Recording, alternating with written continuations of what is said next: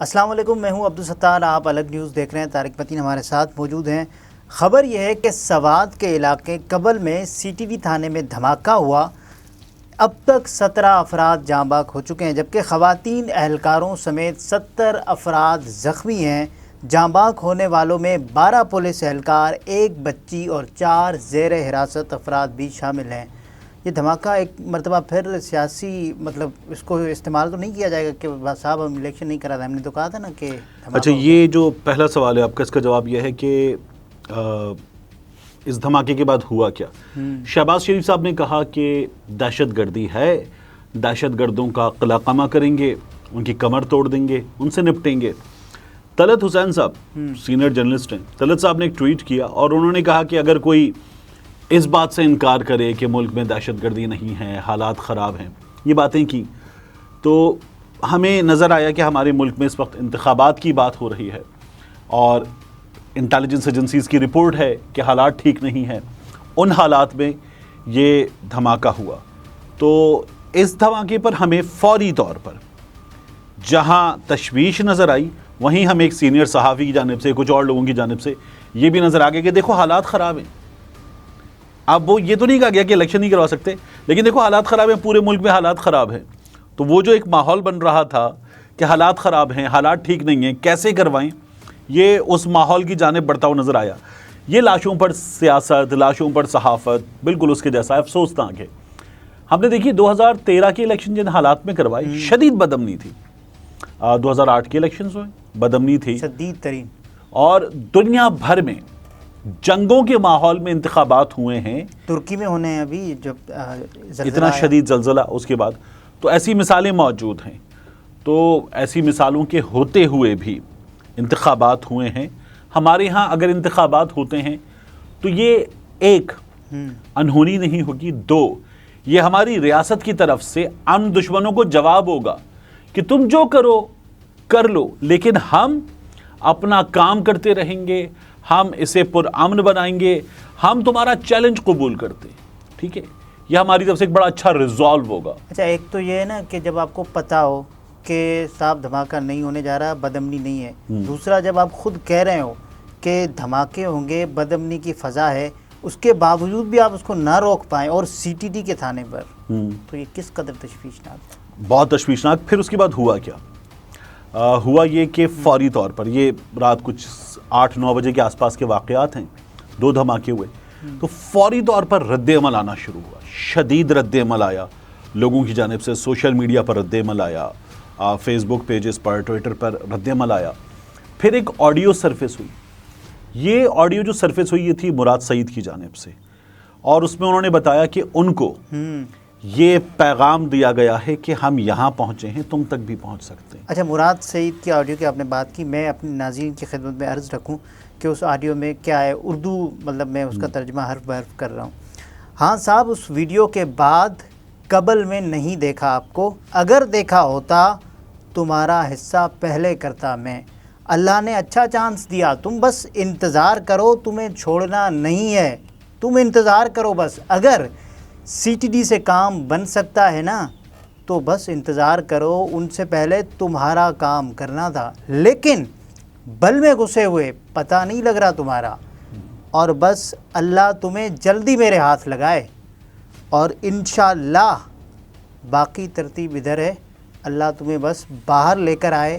تمہارا بہت انتظار کیا، لیکن کون سے بل میں گھسے ہوئے ہو؟ مراد سعید اور اس واقعے اچھا، آپ غلطی سے یہ قبل کی وجہ سے شاید بل کر گئے، یہ بل میں گھسے ہوئے ہو۔ کون سے بل میں گھسے ہوئے؟ جیسے ہوتا ہے نا، بل میں گھس جاتے ہیں ڈر کے، یہ مراد سعید کو چیلنج کرتے ہوئے کہا گیا ہے۔ قبل کا واقعہ ہے، اس لیے بعض لوگ جو ہے اس کو شاید اس علاقے سے ملا رہے ہیں۔ تو یہ ہوا، اور مراد سعید نے یہ آڈیو جو جاری کیے، مراد سعید خود کیا بتا رہے ہیں؟ وہ یہ بتا رہے ہیں کہ انہوں نے یہ جو ان کو میسج بھیجا گیا ہے یہ پورا جاری نہیں کیا ہے۔ وہ یہ کہہ رہے ہیں یہ میسج اس سے آگے ہے، اس سے آگے کا جو حصہ ہے اگر وہ جاری کر دیں تو مناسب نہیں ہوگا، انہوں نے یہ جج کیا اور پورا جاری نہیں کیا۔ یہ بہت سگنیفیکنٹ ہے۔ اچھا، لیکن یہ مراد سعید اور سی ٹی ڈی، لوگ جاننا چاہتے ہیں اس کا جو تعلق۔ دیکھیے، مراد سعید ایک عرصے سے بتا رہے تھے کہ سوات میں بدامنی ہے، دہشت گردی ہے، بڑھ رہی ہے، دھمکیاں مل رہی ہیں سوات کے لوگوں کو۔ تب حکومت کے لوگوں نے کہا کہ نہیں، کوئی نہیں ہے، حالات ٹھیک ہے۔ تب حالات ٹھیک تھے، الیکشن کی وجہ بنی، حالات خراب ہو گئے، یہ واقعہ بھی ہو گیا. ابھی سوات پہ اور واقعات ہوئے ہیں، خیبر پختونخوا میں اور واقعات ہوئے ہیں، باقاعدہ حملہ ہوا ہے، حملے کے بعد لڑائی ہوئی ہے، کئی گھنٹوں تک لڑائی ہوئی واپس قبضہ چھڑانے کی. تو یہ سب کچھ ہوا تھا. یہ بتا رہے تھے کہ یہ حالات خراب ہیں، لیکن کہا جاتا ہے حالات خراب نہیں ہیں. اب ایک بار پھر کہا جا رہا ہے حالات خراب ہیں، اور مانا بھی جا رہا ہے حالات خراب ہیں. مراد سعید کا گھر اور یہ سی ٹی ڈی کا مرکز، اگر آپ ان دونوں کا وہاں پر جو لوگ جانتے ہیں وہ یہ بتا رہے ہیں کہ شاید کوئی چند سو میٹر، کوئی 150-200 میٹر کا ان کے درمیان فاصلہ ہے، بمشکل تمام. تو یہ بہت قریب ہے. اور مراد سعید کو پھر یہ میسج دیا جانا اس موقع پر مراد سعید کے خلاف ہی پرچہ ہو گیا ہے. لیکن کیوں؟ مراد سعید کہ آپ ملک کے جو ادارے ہیں ان کے خلاف تنقید کر رہے ہیں، آپ غلط کر رہے ہیں، اور مراد سعید پر پرچہ ہو گیا. مراد سعید پر ویسے ہی دفعات لگائی گئی ہیں، جیسے ارشد شریف پر بھی لگائی گئی تھیں. یہ حکومت جس طرح کی کام کرتی ہے اور پھر ان کو اون کرتی ہے. پہلے والی حکومتیں جو تھیں وہ ایسے کام کرنے پر یا ہونے پر ان کو اون نہیں کرتی تھیں، کیونکہ یہ کوئی اور کر رہا ہے وہ یہ کہتے تھے اور وہ نہیں کرتے تھے اون. یہاں اون کیا جاتا ہے اس حکومت کی جانب سے. تو بہرحال یہ جو چیز ہے، اس کے بعد جو دن کے مناظر نا ہمارے سامنے آئے وہ سب سے زیادہ سگنیفیکنٹ ہے. رات کے مناظر میں ہمیں کچھ زیادہ ڈھنگ سے پتہ نہیں چل رہا تھا، سوات کا علاقہ تھا. دن کے مناظر میں ہم نے کیا دیکھا، ایسا لگا ادھیڑ کے رکھ دیا گیا ان عمارتوں کو. مطلب خوفناک تباہی ہے، ایسی کہ جیسے ترکی کے زلزلے جیسی تباہی ہو، بہت بری تباہی ہے. تو پھر ہمیں یہ بتایا گیا کہ نہیں، یہ دہشت گردی نہیں تھی، یہاں پر اسلحہ گولہ بارود وغیرہ رکھا ہوتا ہے، یہ اس میں دھماکے ہوئے ہیں، اس کے نتیجے میں یہ ہوا ہے. اب یہ ہم جسد خاکی سپرد خاک کیے جانے کے مناظر باقی ہیں، ان کا سفر آخرت، اس میں نماز جنازہ کے مناظر ہم نے دیکھیں. مظاہرہ بھی شروع ہو گیا، پہلے بھی ہوا تھا. تو ریاست کو دہشت گردوں سے آہنی ہاتھوں سے نمٹنا، یہ بڑے ہر بار کے دہرائے گئے جملے ہیں، لیکن ہمیں کم از کم ایک بار ان سے نمٹنا ہے. ہم نے نیک محمد ہو، صوفی محمد ہو، فضل اللہ ہو، مختلف لوگ ہوں، گل بہادر ہو، مولوی نذیر ہو، ان میں سے بہت سوں سے ہم نے مذاکرات کیے ہیں. عمران خان صاحب کی حکومت میں ہوئے، اس سے پہلے ہوئے، اس حکومت میں آنے کے بعد رانا ثناء اللہ نے بھی ایک ٹویٹ کیا تھا اور بتایا تھا کہ ٹی ٹی پی سے مذاکرات ہو رہے ہیں. تو یہ ریاست کا فیصلہ ہے، رانا ثناء اللہ نے بھی بتایا تھا. پھر ابھی جو قومی سلامتی کمیٹی کے اجلاس میں فیصلہ، ان کے بعد یہ ہوا کہ وہ پالیسی غلط تھی، اب ادارہ بلکہ پاکستان اپنی پالیسی جو ہے وہ نئی پالیسی کے تحت چلے گا. یہ پالیسی غلط تھی، اس کا نقصان ہوا. تو ٹھیک ہے، لیکن ہمیں ایسے تمام عناصر سے اگر آہنی ہاتھوں سے نمٹنا ہے تو نمٹنا ہے.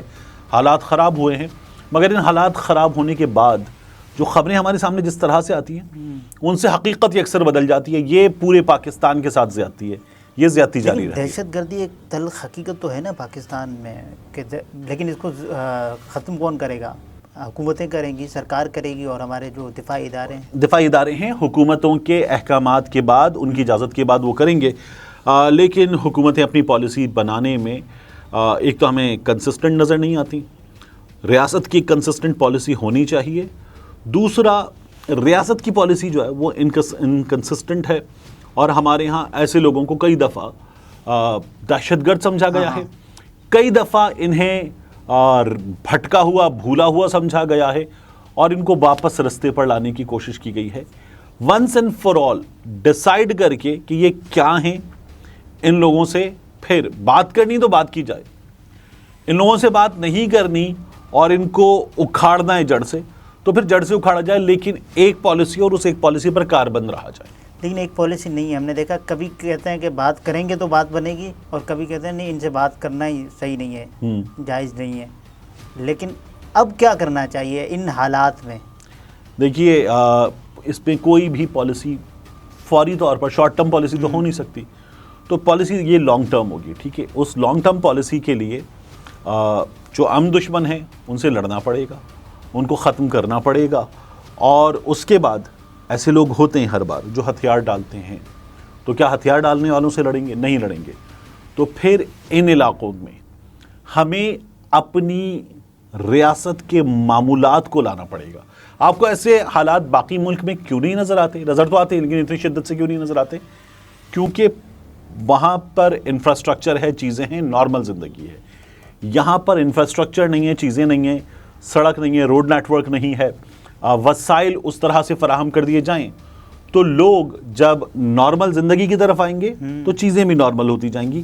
ریاست نے کبھی بھی اس بارے میں سوچا نہیں ہے. اس حملے کے بعد انتخابات آپ کو وقت پر نظر آتے ہیں؟ ایک بار پھر یہ بازگشت ہمیں سنائی دے گی، لیکن کوئی وجہ نہیں ہے کہ اس کے نتیجے میں، اور جب اب حکومت نے خود کہہ دیا کہ یہ تو تخریب کاری نہیں ہے، یہ تو وہاں پر اسلحہ گولہ بارود تھا وہ پھٹ گیا. وہ سنا ہے نا کہ خوشی سے مر نہ جاتے اگر اس بار ہوتا. تو میرا یہ خیال ہے کوئی وجہ نہیں ہے کہ انتخابات وقت پر نہ ہوں، لیکن جو حکومت وجوہات خود پیدا کر رہی ہے وہ بھی پیدا کرے گی. ہمارے سامنے پرسوں شدید لڑائی کی صورتحال ہوگی. اچھا، بہت شکریہ ناظرین. یہ طارق متین تھے، گفتگو آپ نے ملاحظہ فرمائی. اجازت دیجیے، اللہ حافظ.